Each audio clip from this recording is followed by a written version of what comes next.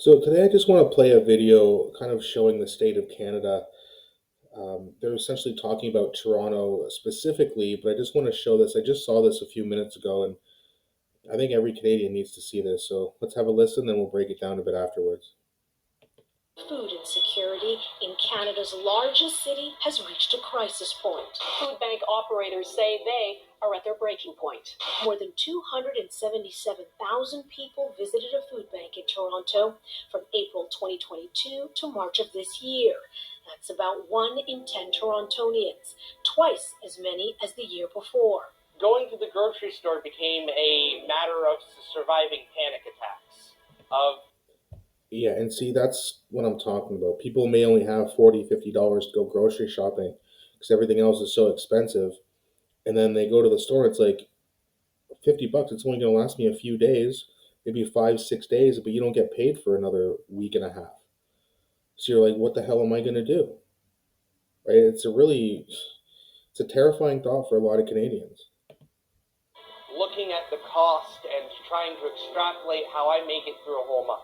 Toronto has seen a 51% increase in food bank visits, the highest ever, more than 2.5 million visits so far this year, and that number is expected to exceed 3 million visits by the end of 2023.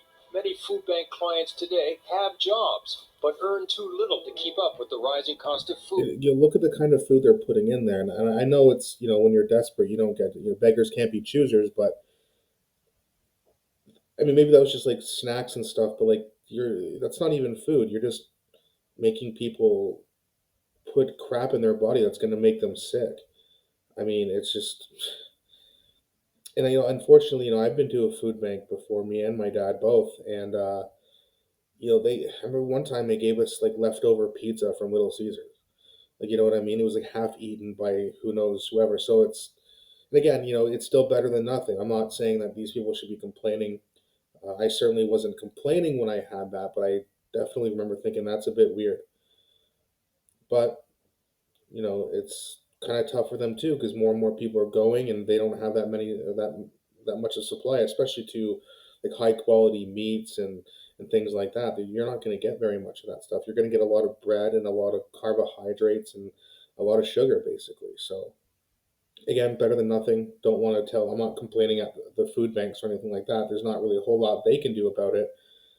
But just the state of, we're poor now. We can only afford food that's going to essentially make us sick, or we have to be given food that's going to make us sick.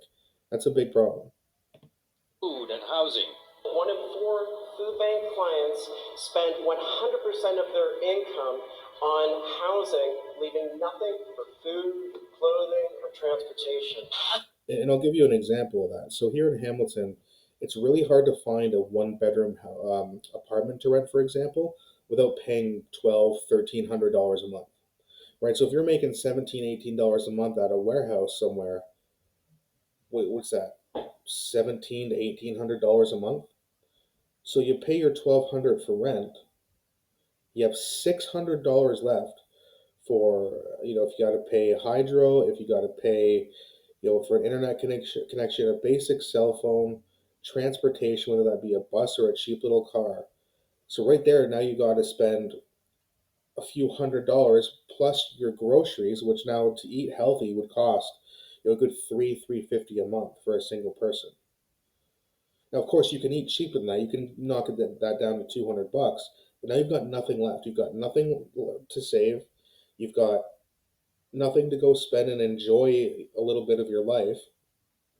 You've got all this hopelessness feeling saying, if an emergency happens, I now have to get into debt. Or if you have bad credit and you can't get a loan, you're screwed. And no one's getting gigantic raises, and that's not necessarily the problem. We don't necessarily need to make a whole lot of more money if you're in the middle class or even lower middle class. We just need our dollar to have more buying power than it actually has. Dollar used to be worth a lot. It wasn't that long ago, say 15, yeah, I'd say about 15 or so years ago, you could rent a one-bedroom apartment in Hamilton for as cheap as $400. Now, this was like a bachelor apartment in a really bad area, but those same apartments are now at a bachelor apartment. It's 1,000 to $1,100 a month. One bedroom is 12, 1,300. It's crazy. So you have all these people and they're spending money on their rent and their transportation and a basic phone and an internet connection and their groceries, and it's okay. I'm broke. Now, of course, sometimes you can have an opportunity to work overtime or even get a part-time job, but you should not have to work more than 40 hours a week to have a basic life. I'm not saying don't work more than 40 hours a week. I'm just saying if you do, you should be getting ahead, not barely hanging on. 40 hours should allow you all those things I mentioned: rent, food, transportation, etc., and plus having a few $100s left over to a little bit to save, a little bit to spend, just like the middle class used to. Okay, even back when I was 20, okay, so 15 years ago, I was living with a girlfriend of mine, and I was making about 2 grand a month. She was making a little bit less. She just started at a company, and we both had cars. Our apartment was in downtown Burlington, right by the water. It wasn't a glamorous building. It was like a little low-rise building, but it was $725 a month.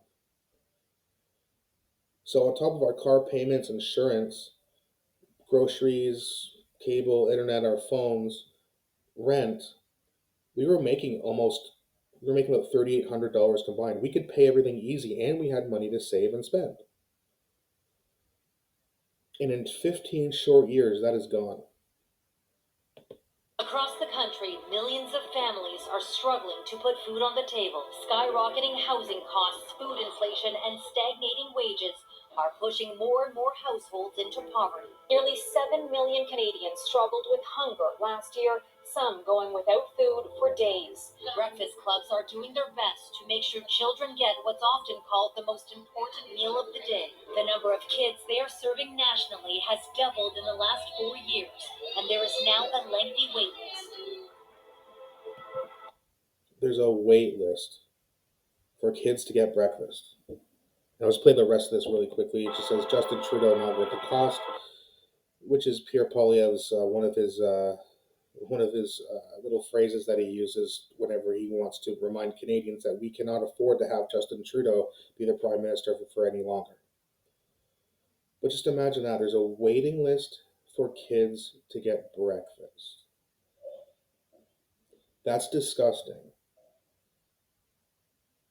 Like things are really like we can't wait until almost 2 years from now in the spring of 2025 to have an election. The NDP needs to step up, or Trudeau needs to resign, and he needs to do it now. We need an election as soon as possible. I don't know when the next possible election could happen because obviously if Trudeau resigns, there's not going to be an election tomorrow. So I don't know how long that process takes.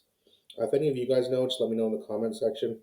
Um, I like to talk about politics, but I still also have a lot to learn as well. So um, you definitely let me know if you have information on that. But whenever the earliest time that we can have an election is, we need an election.